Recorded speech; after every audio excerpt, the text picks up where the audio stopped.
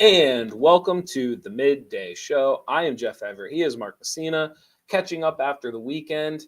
Go Birds. Can I get you to say Go Birds? No, we'll talk about that. You'll never say Go Birds? We will talk about that. What a disaster. Now's the perfect time. Mark, how are you feeling today? I was better until you just brought that up.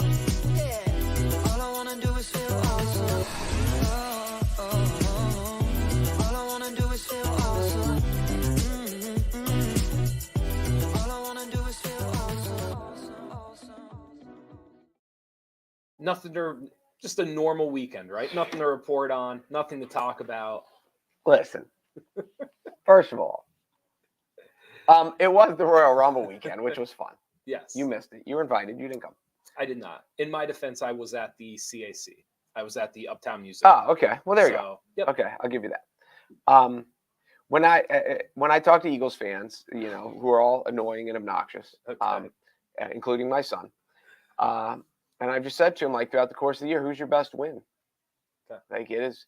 I have never seen. Just to clarify, your son is He's an Eagles fan. He's a Go Birds. I'm not proud of it, but Okay. he is. And I've just never seen a more gift wrapped.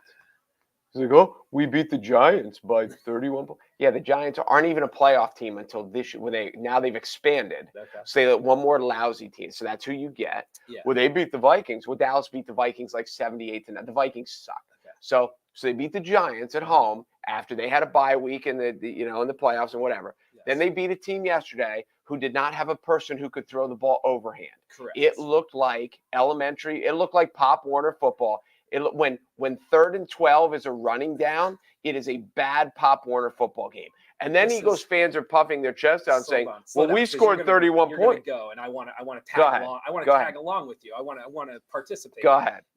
Couldn't I make the argument though that no? I don't is even the know point. which one you're making. Isn't that's why getting the highest seed matters, right? Because if in the regular season Dallas would have earned the number 1 seed, they would have gotten the Giants, and then they would have gotten the fortune of playing the Niners on a week where maybe they didn't have someone who could throw the ball overhand, as you said. Yes. Okay. Yes. Okay. So it sounds like you're complaining about the fact that your team couldn't earn the number 1 seed. That's what it sounds like. Well, there's something to that, yeah. Okay. But you also have to understand, as we look into, our starting quarterback missed 5 games because he hit a thumb on a helmet. Yeah. Like, they're like, well, at the end, Jalen Hurts was hurt. If he'd have missed 5 games, your world is very different. Yeah. We lose our playoff game, and because our quarterbacks suck, no doubt. But our best running back got hurt in the second quarter on a stupid little roll up of his ankle. Right. Like, whereas, and I'm not, listen, Dallas, this is what Dallas does. People are calling to check on me. I was like, we rarely make the playoffs, and when we do, we lose. Like, I'm okay with that. Right. Just stop with the whole, well, we scored 31 points because their offense couldn't stay on the field. When your offense gets possession after possession, when it's 3 and out, 3 and out, 3 and out, the fact that they gave up 7 should be the most embarrassing thing. They couldn't tackle Christian McCaffrey, and it's when McCaffrey runs around you, then it's like, oh, he's fast. He ran over people. Can I give naive football prompt? Are you ready for it? I'm ready. I was shocked that the Niners, shocked is strong, but I was very, very surprised that the Niners didn't have a better emergency plan. There's only 32 teams.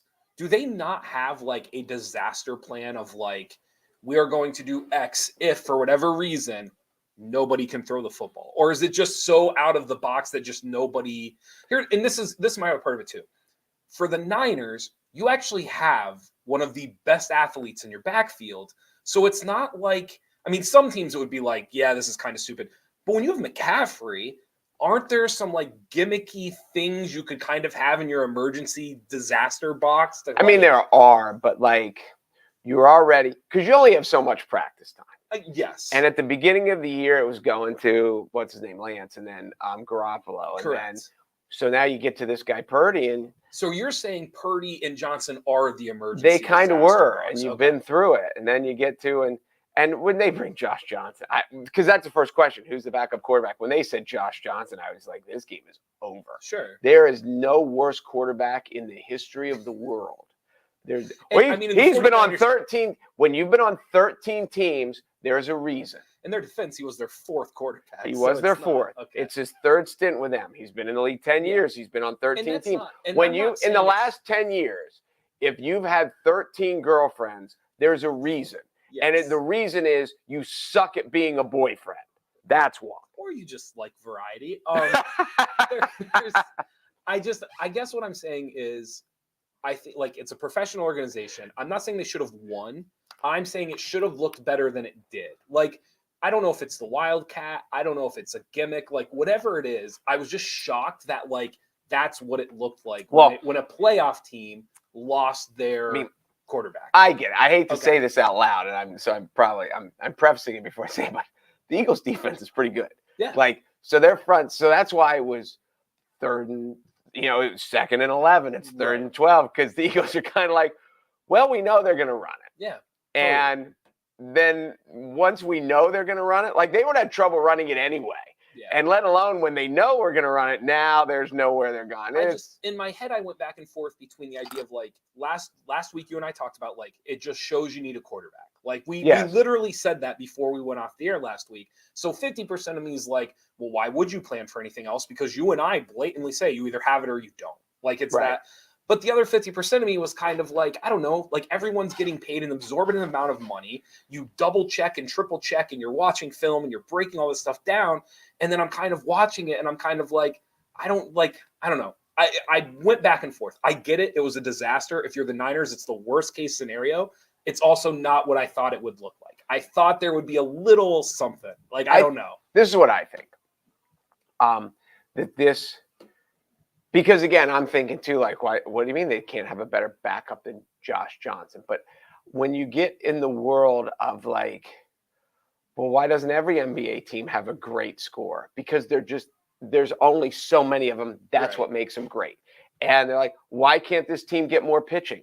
Because there's only so many starting pitchers that are really good, that can do it every 5 days. And so when you think of how many teams, we're here a week ago talking about how Dak's no good. Sure. And he's the best we've got. Sure. Let alone who's fourth. Right. And so I don't know. It was just what did you think of the football gods are smiling on Philadelphia. Yes and no. They earn the 1 seed. That's the stuff that happens when you get the 1 seed. If the Warriors go through it in the NBA playoffs all the time. Everyone's like, "Oh, the Warriors didn't have it." It's like, but when you're the higher seed, that's what happens. Like, no, it doesn't happen. The other team doesn't have no quarterbacks left. That doesn't happen. If Travis Kelce and Patrick Mahomes get COVID 12 hours before the Super Bowl and they can't play, it wouldn't shock me. Because God is just rolling out the green carpet for the Eagles. People would argue the same for the Chiefs right now. A lot of people are saying the same. Yeah, they kind of got some calls. They're saying Kansas City had the red carpet rolled out for them. It was if my son was a Chiefs fan, that game would have been as annoying as the first game. I did say to a friend on the phone last night, it is amazing. It's one of those things where like we might not realize it till it's done. The fact that we're in a position where if health stays good, we could for a decade plus be watching Burrows, Mahomes, Allen, Herbert. Like, we might be at the beginning of something where 10 years from now we look back and go like, that was incredible. Well, I was thinking as people like, oh, Tom Brady's the greatest ever. Call me in 10 years. Sure. Because they maybe said, Mahomes is the best ever. He's a player 2 away. I mean, people say the same thing about Brady. Like, he's a player 2 away from having 2 or 3 less. He's a player 2 away from having 2 or 3 more. Mahomes right now is already in the same boat. I mean, he's a player 2 away, an overtime or 2 away from having 3 or 4 Super Bowls, and he's a player 2 away from never going. I mean, the fact that he has had what they say 5 straight AFC championship games. He's 27 years old. And by the way, his 2 losses overtime. So there has never been. I was telling this to my son yesterday when we were watching. He plays quarterback like he plays shortstop. Yeah. Because at shortstop, you make, you have flips, you have underhand, you have throw on the run, you have where Brady played like a quarterback and he stood there, and Mahomes he's almost kind of made it boring because the Kansas City story is so played out. Yeah. Like, hey, let's have a football season. Let's get all excited when at the end of the day, it's in Kansas City and it's the Chiefs and here we are again. But I've never been bored watching Mahomes. It is so creative. Like there's always like, oh, did you see what he just did there? Yes. That was the most incredible 4-yard completion I've ever seen in my life because he shouldn't have got it off, but he threw. I'm waiting for him to throw like an around the back. Oh, totally. Like he gets stuck and he just like a guy going through the lane. So he is.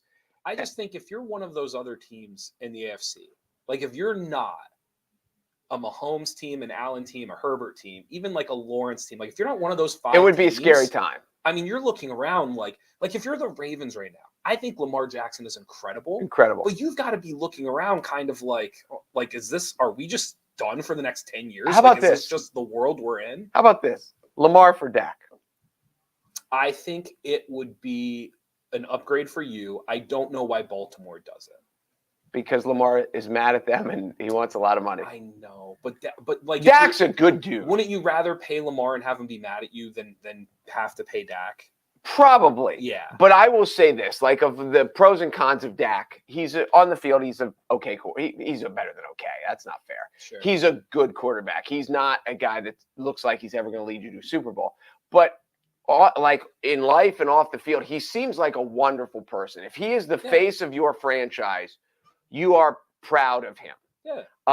You know, in the fourth quarter in a big game, or is he the guy you want? I doubt it, but he's seems like a good, wholesome, salt of the earth guy. So you could do worse. Right. But if Lamar wants to come play in Texas, we'll take him. I think there's a lot of teams that would take him. Did you see some of the Philly videos of people in Philadelphia? Did they grease those street poles? So supposedly they did grease the poles and everything else. You couldn't tell.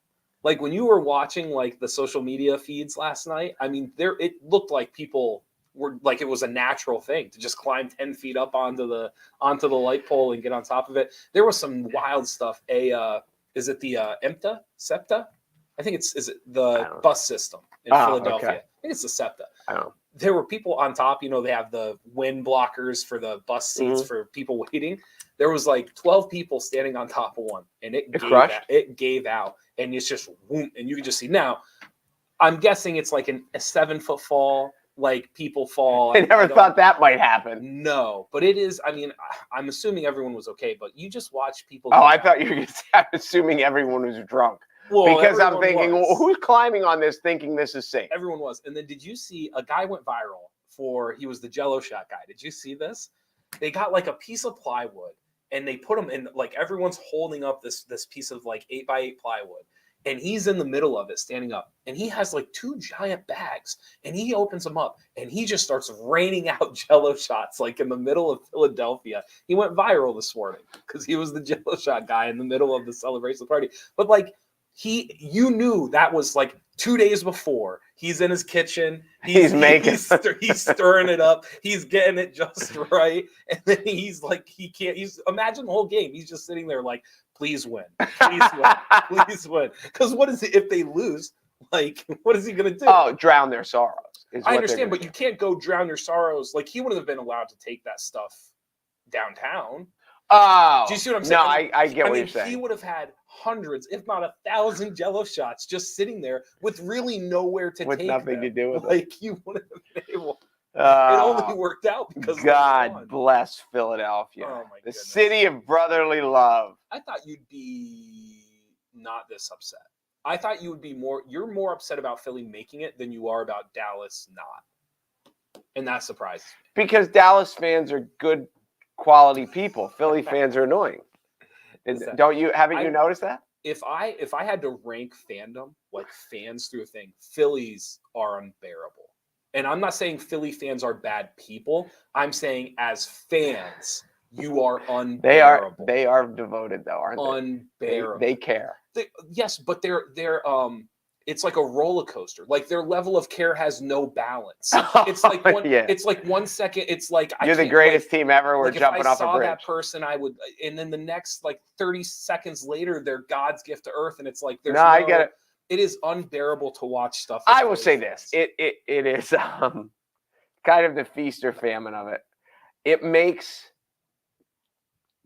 not just because my son's a fan, but so many people we know are Eagles fans, and it does make the Super Bowl way more interesting. Like if it's the Niners and the Chiefs, yes, it's cute. I like if Purdy would have stayed healthy. Yeah, it's a cute story, and everyone's watching the game. Around here, it loses its pizzazz. Absolutely, there is so much more energy to it, and but I and you and all of us are going to deal with so much more obnoxiousness during the next 2 weeks. Oh, it certainly is better. I have no issue dealing with it. It's better. But I'm going to call a spade a spade. Like they're unbearable. Like they just are. The other part of it too, and I don't know why I'm like this. I've always been excited for northern, colder cities that have something to celebrate. Like when Buffalo is good at football, thank God for those people in Buffalo. Yeah. And it's and kind of the same thing in Philly. Like, because I think they've sucked at hockey for a while. Let me check. Possibly. But it's just like the doldrums of winter. Like there's nothing else. Like it's big for a city like Philadelphia to have something, bring people together. It's something to look forward to. No, I agree with you. And they've had a nice little run there. Obviously the Phillies were, whatever. Buffalo's better this year. Buffalo might make the playoffs in hockey. They're 26-9-4. That's not bad. That's not too shabby. That is not bad. So you watch WWE? Yes. Which I promise you I will come back to. I went to the Uptown Music Collective. It was like females of the 90s country. And then the second half was Garth Brooks. Really, really enjoyed it. Place was packed. Place was slammed. It was the most people they've had at a show, I think they said since before 2019. Okay. So obviously COVID plays into that, but place was slam packed, really, really neat. The talent is unbelievable. I was going to say, when you said it was really good, I have seen a couple shows. They did a Bowie show once. Mm-hmm. I saw him. Did I see the Aerosmith show? I've seen multiple shows, and I've seen them outside. They'll play First Friday sometimes and stuff like that on the street. So I've never seen a bad show. I'll take it further. I've never heard a bad song. Yeah. Now I've heard songs I don't know, and from genres but every time they go up, I'm like, those kids can play, that girl can sing, that I've never heard one bad song. There was, and I mean this as a compliment to the group, and everyone will understand once I get done. There was one girl who she did 3 songs, and she crushed it. I mean, just. For me, she kind of stole the show, which I know they're high schoolers and you're not supposed to say things like that. But to me, she stole the show. And she was just flawless, nailed it. And what's funny is, like, afterwards, I was saying to some of the people at the show, like, I think it's almost a compliment to everybody else because that's how hard it is to steal that show. Like, there's so many other talented kids that are going up on the mic and they're swapping in and out. And all of a sudden, like, when one person, like, really shines, it's almost like you're on the like this is where you can separate yourself and this is where you can show. So kudos to all the kids. It's incredibly well done. There were multiple performances that I will remember. This girl absolutely crushed it, nailed it. I was blown away. What's your favorite Garth song? My favorite Garth song is Long Neck Bottle, which is not really. Yeah, but see, I'm super in the minority there. Yeah, I know every word to Long Neck Bottle, but it doesn't suck. Long Neck Bottle's not a bad song. It's not. The other one that I always liked is She's Gonna Make It, which was on Sevens. A lot of people I don't even know it. Yeah, She's Gonna Make It it's a slower one. It's all about a guy that's after 7 years they're splitting up and how do you deal with it? And basically he's not gonna make it and she is. And it's really good. Huh. Hold on, you're gonna jot that down, aren't you? Do you know the first album that I didn't buy it, but the first album that my parents like kind of bought, and it was more like for me, was Garth Brooks' Sevens.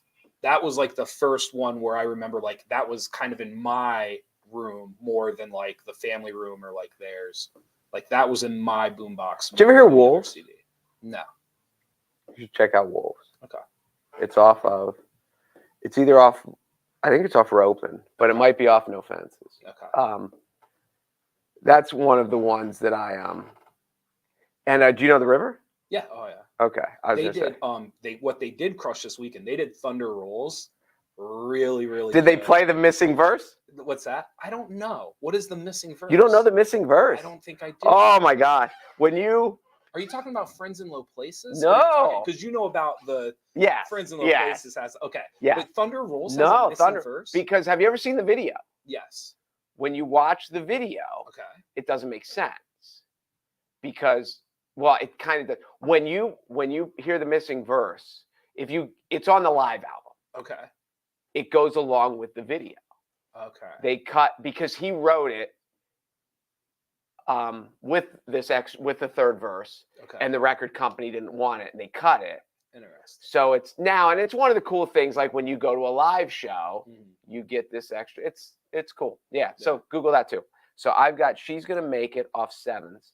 Okay. And you've got Wolves and the missing verse to Thunder Rolls. I will find it. Thunder Rolls is a great song. They did. It's not like, that's why when I ask you, I was going to say, don't say Friends in Low Places or Thunder Rolls, because those are like. I don't think you can say Friends in Low Places, right? Like, I think that's everybody's. Like, I don't think anybody can that say wasn't what I that's meant my when I favorite. asked you the question. Yeah, but like I think if you say Friends in Low Places, it's almost like cheating. Everybody's favorite is Friends in Low Places. Like, I always loved the other one. Beaches of Cheyenne. Yeah, I like right. Beaches of Cheyenne, That and was I mean, he has like 50 good songs. They did the dance, which obviously that was the dance. The room loved the dance. That was really, I mean, it was a really, really good show. Right up my alley, obviously, with the 90s country and in the Garth Brooks and stuff like that. I'm much too young to feel this damn old. What is the title? This damn old? Much too young? I don't even know, but that's, you know that song, right? I've heard it, but I don't know. Oh, it's great. It's great. That's the problem, like with Garth. Well, first of all, you know, Garth Brooks is one of the like only artists that has basically held off from a lot of the streaming platforms. Did you know that? He's not on them? Like if you go to Spotify, you can't find Garth Brooks. I didn't know that. Yes. Now Amazon Music has it.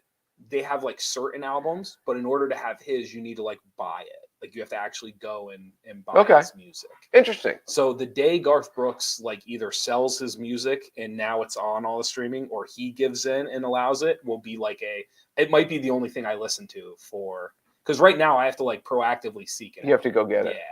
Yeah. He does seem like, and obviously he and I talk all the time. He seems like a normal, down home, like. I know he loves baseball. He used to go to spring training. He's had he does a lot of charity work. Did you see during COVID when him and he's married to Trisha Yearwood, right? Was married, or no, he remarried to Trisha Yearwood. She's his second wife. Yes. Did you see they just from their home studio, they just did stuff like on CBS. They're just like stuff? Yeah, I think they were taking requests from people that were writing in, and she would do a song and he would do a song, and like, oh, let's do it. Yeah. And it wasn't, I'm sure they did some of their stuff. I watched it, but they were doing other people's stuff that like, and he just seems like, I'm trying to think of who to compare him to. I don't even know. From a guy who's as uber famous and successful as he is, he seems very aw shucks and ordinary. So you need to watch. I told you to watch it. Netflix got him to do a documentary. It's a 2-part. Okay. I think it's 2 parts or 3 parts. It's 2 or 3 parts. And he actually interviews. Like it's like he is a part of it. Right. So it's really, really well done.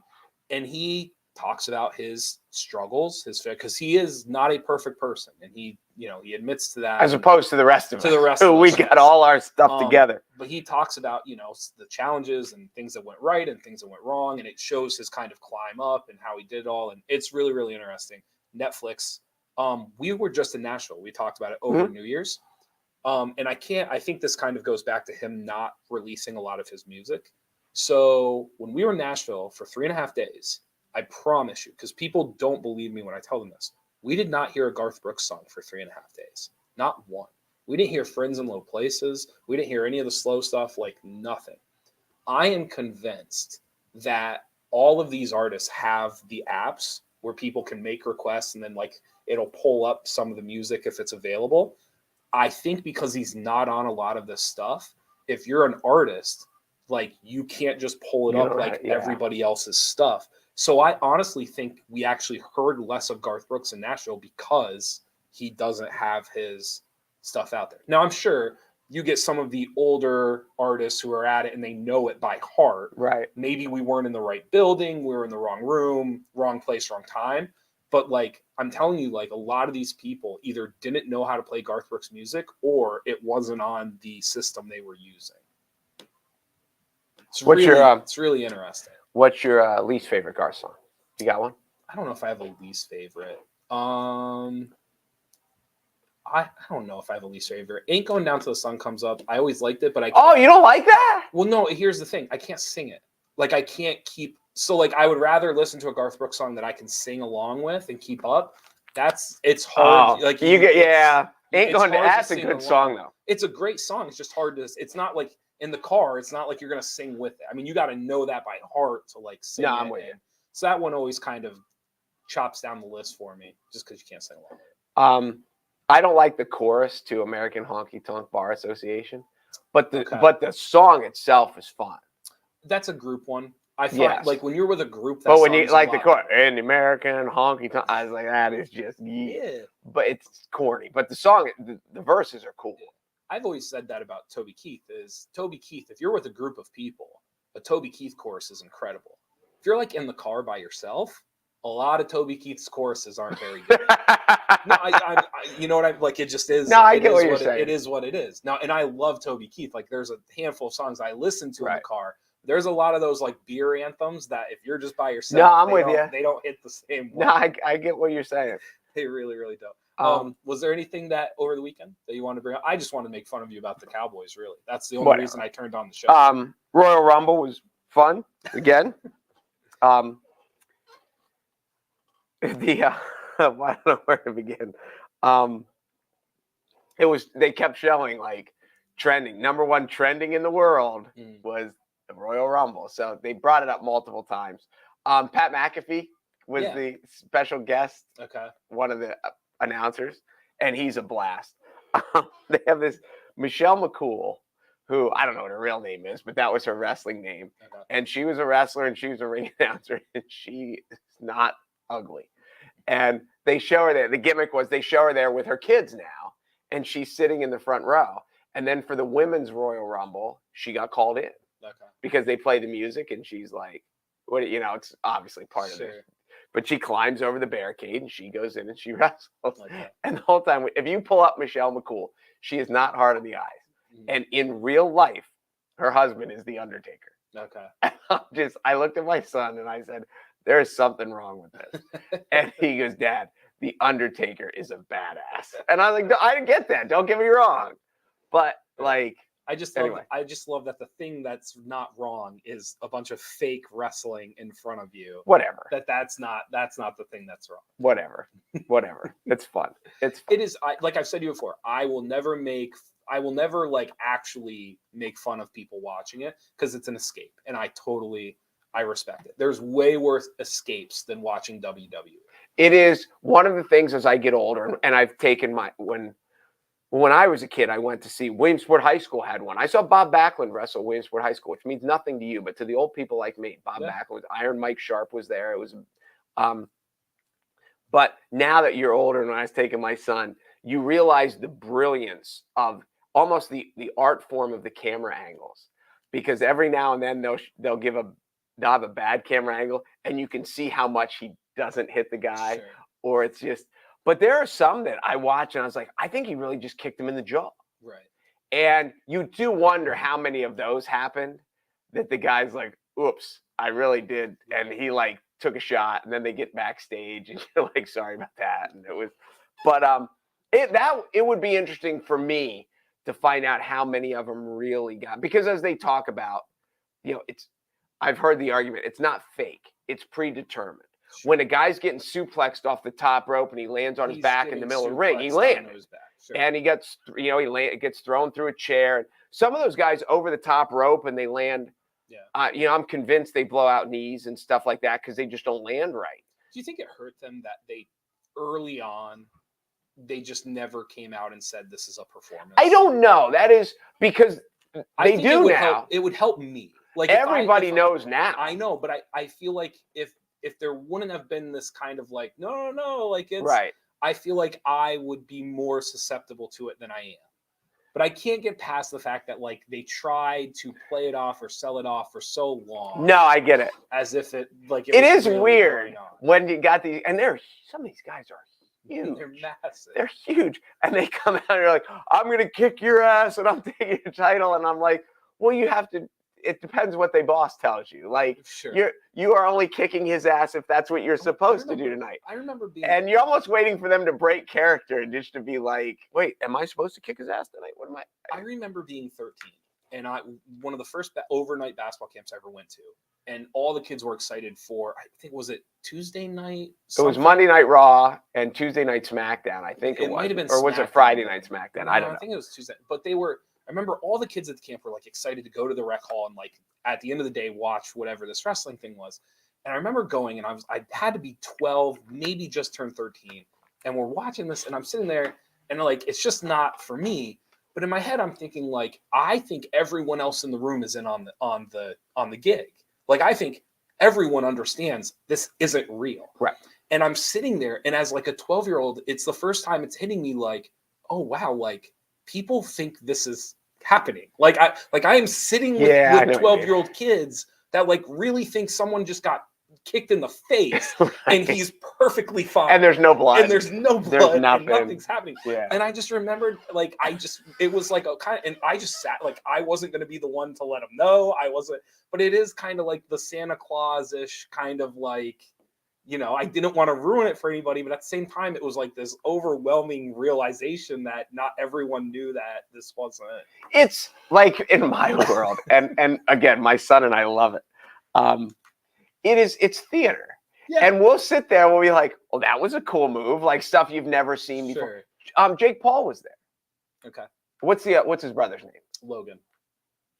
There's Logan Paul and Jake Paul. I don't know which one's which. Jake Paul they both box. Okay. Jake is the better wrestler, boxer. I think it was Jake then. Okay. He was someone, I don't remember who it was. They literally climbed onto the rope, not on the turnbuckle part. I saw this. And they jumped from the ropes and collided, and I've never seen anything like it. Yeah. And the acrobaticness, is that the word? Yeah. That these guys do. And again, now these guys weren't huge, but Jake Paul is not small. No, none of them are tiny. But some of these guys are massive, and the agility and acrobaticness is impressive. Yeah. Even if the fact that, as you said, they can hit a guy in the face 10 times with a forearm and draw no blood. Yeah. Like in basketball practice, we get a guy that accidentally gets an elbow, and all of a sudden he's like, up, train, get some tissues. Right. I remember, like, all I could think to myself was, like, no one in here has actually ever seen someone get hit. Like, that was, like, one of the thoughts I had. Because I was like, if you've ever seen somebody actually get hit, you immediately this isn't happening. Yes. And that was also kind of like, oh, no one's actually seen somebody get punched before. That was the other thought I had. It is really like going to the theater to see a show that you've already seen. Like we go see the barber. Who's the barber? The Sweeney Todd? Sweeney Todd. We go see Sweeney Todd. You know how it ends. Sure. You know how it starts. You know how it finishes. You're just looking to see the performances and hear the music and see if they did a good job. This is the same thing, except at the end, someone's going to win and someone's going to lose, leading on to next week. And you don't know how their storyline's going to, and then you kind of judge the storyline. Well, that's stupid.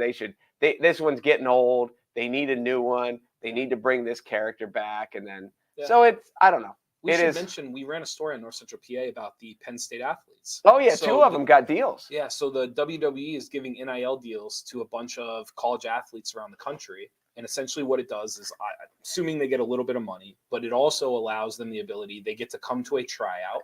And then if they do well, they get an extended tryout. And essentially they could join the WWE. There is somebody in the WWE who was part of the program last year for the first time.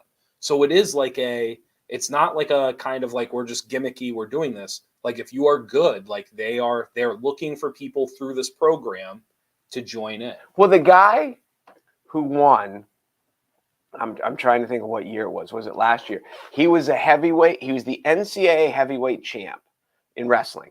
And I want to say he went to Minnesota. Okay. And he had a deal when it was done, either with MMA or with the WWE. Can't remember. But literally, like, as soon as he's done with this match, and I think they thought he was going to win. I think he was the heavy favorite. He might have been the 2-time defending NCAA champion or something. Yeah. But he had a deal lined up. Yeah. And he knew right when he was going to go make money in one of those 2 circuits, and I don't remember which one it was. Okay. Yeah, so it's a real program. I wanted to. Can we end the show with this? Sure. I went to my first ever youth wrestling tournament this weekend. I'd never been to youth wrestling before. They're long. I'm assuming you have been. Oh, yeah. Okay. I have never, and you and I have talked a lot about just coaching and youth sports and society and culture, and it kind of encompasses all of those things. I have never been at a youth event where I have seen so many incredibly good things. Like, I cannot express to you enough. There were really great coaches. There were phenomenal parents. There were kids having to deal with losing in real time and sportsmanship and having to tears going down their face, but you still shake hands and you still list, just unbelievable. I was literally blown away at how many good things were going on. And at the same time, I could not get over how many bad things were happening at the same time. Parents who just have no idea how to handle themselves, kids who have never experienced any sort of discipline in their life, and you can tell. Coaches who really don't understand why they're there. I've never, and again, it was new for me. I've never been to youth wrestling. It was different than the rest of the sports because of the gap. It was like the best stuff I had ever seen, or it was there's no middle ground, and there was no middle, and it's packed. I mean, it's slam packed, and I enjoyed it. It was riveting. It's moving. Everyone's. And it was very well organized. Shout out to the Little Sock Wrestling. It was we were moving and the next people were up. They had it down to a T. Yeah. But again, I would watch something and I would be I wish I could put that on camera to show people how great that was. Just what the coach said and how they handled it and what the parent did and all that stuff. And then, 30 seconds later, you turn 90 degrees this way and you're watching the exact opposite thing happen. And it was a really unique look at the culture of youth sports and everything that is great about it and everything that was wrong about it all happening in the same place. I think the thing about wrestling, and from a guy who never wrestled and his kids never wrestled, but I've been to a few of them, there's no sport that it's more of a community than wrestling because you're there the whole damn day. Okay. And your kid wrestles it whatever time, and then he might not wrestle for 2 hours. So you're hanging out and you're watching this kid's and you know people from the other towns and the other teams because you're at this tournament with them, and and my kid wrestles you here. So it is like its own little community. Whereas if you're at a basketball tournament, you might go and you play, and then we don't play again until tomorrow. So we're done and we go back, and it is different. And on a Saturday, if you're what time do you play? We play at 2. So the bus shows up, and at wrestling tournaments, everybody gets there in the morning. You weigh in, and you're there all day. Yeah. So, it is. It's a different world. But the thing about it that you just described is it's AYSO, it's Little League, all the youth sports have really, really good and really, really bad. But in wrestling, because you don't play an hour and a half for a game. You play 7 minutes. Right. And then they have a game and a game. So now you have a new coach and a new kid, and a kid who's well-disciplined, and then the kid who's a baby and cries the whole time, and a coach who's really got it together, and a coach who's a maniac. And you just get so many cycled through. Yeah. But if you had 100 Little League games in one day, you would see the same thing. Maybe. There's something about, and again, this is, it was neat for me because new, right? Something I'd been to wrestling. Do you know the rules? Before, but never, I can keep, you can keep score. Okay, yes. But then now, it's not perfect, but I know without, because there were a couple of mats I couldn't see the board. And I would say to my girlfriend, I'd be I think it's 8-3, 9-3. Yeah, okay, then you know enough. Yeah, I was you're in my usually in the ballpark. I think wrestling, there's so many different things about it. There was something very unique in the sense of it's 1v1. Right. Which for me is just such outside of my world. Right. Because I just never did a one on a because you have no one to blame if you suck. Nobody. That's what you did your whole career. And that's what it was. And here's the other thing too. It's full transparency. Yes. Even if you strike out in Little League, you have the helmet and you can kind of you're not just fully exposed. People are 20. No. You don't think so? and you strike out, you feel pretty exposed. I don't think. Okay, but think about the difference. But I get your point. If I'm a little leaguer and I strike out, helmet on, the closest parent is 20 feet away from me, 10 feet Oh, away I from get me. it. I get it. I mean, in wrestling, it's like you are out there. Everyone can see your expression. There's people 5 feet away from you. I mean, it is like when you lose and you're trying to control your emotions as like a 7-year-old kid. I mean, it is, and it's my favorite part about it. Like I said to my girlfriend a couple of times, I said, I don't want to see kids cry, but I said, the best part about this is there are kids here today that are going to learn more humility in one wrestling match than most kids will ever experience their entire childhood. Correct. I truly believe that. And you saw it, like, it was awesome to watch kids go from absolutely bawling, going and shaking hands, both sets of coaches tapping them on the head, telling something they thought they did well, da-da-da-da-da. Parents come over, nice job, da-da-da-da, like that. And like literally 3 seconds later, they're like shaking it off and they're, Right. and I'm like, this is beautiful. Like, this is the best thing in youth sports. And then it's like 10 seconds later, you watch somebody handle it the exact opposite way. And you're like, this is rough. And it's so more better than bad. I thought it was really, really impressive how most kids handled it, how most coaches handled it most. But it is like, to your point, it takes one bad apple to kind of like just ruin the entirety of the room. It's pretty crazy. Oh, the bad ones stand out. Yes. Yes. Because they're loud and Mm-hmm. Yes. Oh yeah. And you can see kids that lose for the first time, which that's an incredible thing yeah. too. That's a really, really fascinating whole social not experiment, but it's just to watch a 7 or an 8-year-old get pinned to the mat for the first time. You can see the other neat one too is lots of girls wrestling, which is awesome. Like really, really neat to see. You can see like a 10-year-old boy's whole world break down in front of them when they lose to a girl.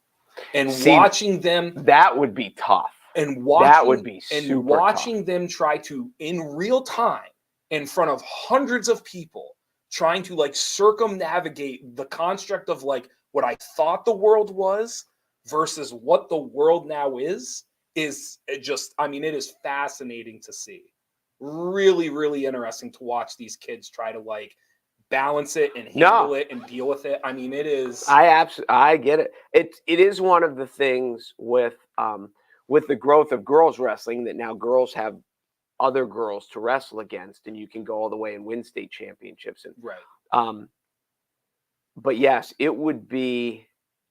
I could understand how traumatic it would be for a boy in Is there a more machismo sport than wrestling? And then to go out and to wrestle a girl and lose. I was thinking about it too, because there was one kid, I'm not going to say his name or where he's from or anything like that, so I think it's okay. There was one kid who had to wrestle a girl, and he lost, and he gets up and he's bawling, and you can tell like he wants to shake the girl's hand, but like his hands are wet, he's wiping away tears, he's probably got snot, like so he's turning away from the girl, and you can see he's like trying to wipe it off on his singlet, and he's doing anything he can to try to make this moment not worse than what it already is. Right. And this is like an 11-year-old kid, and I'm thinking to myself, like, to have the spatial recognition of like my world is breaking down, and the decency to realize like my hand is a disaster. I'm not shaking this girl's hand while and to turn and try to like, I don't know, like you just see the good in people and the bad in people, and it's all happening. And you can really see, like, I think most kids sincerely want to be good. Like they sincerely want to do the right things. And the crazy part is like, I think a lot of them do know what the right thing is. It's just that balance of like trying to do it in front of all these people. And I mean, it's hard. It would be fascinating to me. Have you heard of that AYSO has a silent week? Have you heard this? No. The parents aren't allowed to yell at soccer games? Yes. Okay. And I think it's for a week. I think they do it a week every year. Interesting. And I don't. Are they allowed to encourage? I don't know. They're supposed to be silent. I don't know if the coaches are even supposed to coach. Maybe they are, but I've heard people say that it's interesting because soccer is a sport that people on the sidelines will yell constantly. Sure. And they're like, you can hear the kids talking now. Okay. You can hear the kids trying to figure it out. Yeah. Because you're not drowned out by the parents screaming, Bobby, get back, I'm Sure. behind you. Yeah. So it would be interesting to see a youth wrestling tournament with no parents there. Yeah. And that the kids have to navigate, because there would be way less pressure. Right. Because you're just, Yeah. So no, I'm that would be neat. But yes. Girls mature faster than boys. It's great to hear they're more into wrestling these days, and those losses are hopefully more humbling than anything else. It was my favorite part about it. The humility. Watching the boy lose to the girl. No, watching kids, the humility that they learned in one youth wrestling tournament. I would argue, I don't know if I ever got that in like a youth basketball game. You striking out, throwing interceptions. There are lots of things in sports that clearly represent failure, depending on what position you're at. Did you drop a fly ball? Did you fumble? Sure. Did you whatever? Mm-hmm. I don't know if there's anything like getting pinned. Yeah. Because it was, as you said, it was mano-a-mano. Right. It's one thing I lost 6-3 because the guy took me down, and then I was 4, he shot, and whatever. Yeah. It's another to get pinned. Sure. And so, yeah, it is. And the other thing about wrestling, and I, of course, being a basketball guy, I always make fun of wrestlers because I say we can eat lunch every day, and you can't. Sure. But it is a grind. Yeah. Like the physicality, the weight maintenance. Like that's what people don't know about, like Major League Baseball, and my brother, what used to go through the season. It was just the constant grind of arm management and body management. Sure. Like I just pitched yesterday. I have to pitch again in 5 days. What do I do how much do I do today? How little do I do today to get it to recover? Sure. And then you've always got like, my knees bother me, my back's bother me, all these things like that. And there's that physicality, which every athlete goes through, of how do I keep myself at as close to peak physicality as possible while nursing an injury and resting it enough to let it heal. Wrestling's different too, though, because like I always joked in college, if I was sore for a game, like let's say I had a bad ankle or something like that, I used to joke to my coach, like I can just stand in the corner. Like they're still going to have to guard me 30 feet from the basket if I just stand over there. Right. Because I was a good shooter. In wrestling, like there is no standing in the corner. No. Like there is no just kind of like getting through it. Like it is real. I was very, very impressed for the most part. I mean, I was disturbed for a handful of times, but for the most part, it was a very good experience for me to like go and see. It didn't restore my faith in humanity, but there was way more good things going on than bad things. That is interesting. I hadn't thought about that, but it would be, I'm sure every good wrestler or any guy who wrestled a long time would tell you those stories. Like, my ankle was so bad one day I couldn't shoot. Yeah. And so I was just waiting. So he could shoot and I could sprawl and I could try, but like I couldn't push off of my right ankle and that. So yeah, I'm sure there's a lot of the nursing of injuries where guys are like, or my left knee was really bothering me. And so though I couldn't do my normal takedown because the way I go in for a takedown, my left knee, and I couldn't do it. And so that would be interesting. Yeah. Because it's interesting for me because I always go to a couple wrestling matches a year because I'm in tours with a really good program. And you can see the kids that are like, I'm just going to take them down and let them up. Right. And you can see the kids who can ride them out the whole period. And then the kids who can't stay on top and they're going to stay on top for 10 seconds. Then they're just going to let them up and take them down again. Right. But I never thought about it from an injury standpoint of, I can't do this today because,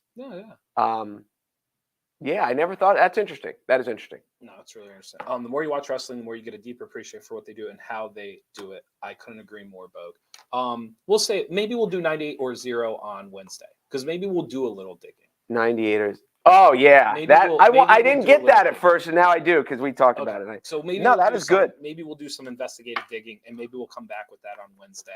I did want to mention this as we're doing afterthoughts. I think we had a story on here. It's kind of been on social media.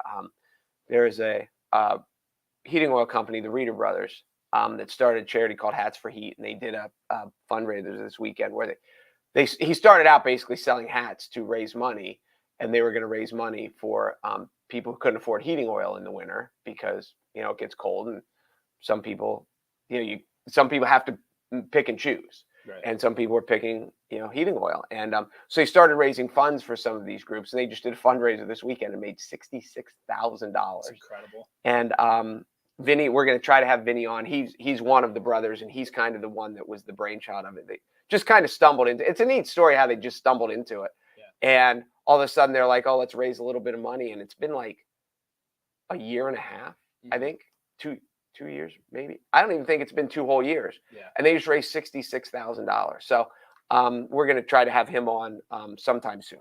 Awesome. No, really, really neat story. We'll see you guys tomorrow, right? No, we're going to come back Wednesday. Yeah, we'll be back Wednesday. We'll be back Wednesday. Thank you guys for watching the Midday Show. Be sure to go to NorthcentralPa.com for all of your local news. I am Jeff Everett. He is Mark Messina. I do want to say, though, in the world of amateur wrestling and Royal Rumble, there's a reason that one's professional and one's amateur. I mean, let's call a spade a spade. Why one is worldwide. And where does that cliche come from? What's that? Call a spade a spade. What the hell does that mean? I don't know. I know in the Northern Tier when you play euchre, you can't, if you cheat, you're basically not calling the suit. Does it come from cards? I always thought it did. You got to call a spade a spade. Makes sense. But I could be completely wrong on that. I made that assumption. So you know what they say about assumptions. Yes. Thank you guys. I was thinking more of like a shovel, and then but that makes way more sense than but I don't get it. I'm going to Google it when we're done. Okay. All right. I'm Jeff Everett. He's Mark Messina. We'll see you guys on Wednesday. Yes, we will.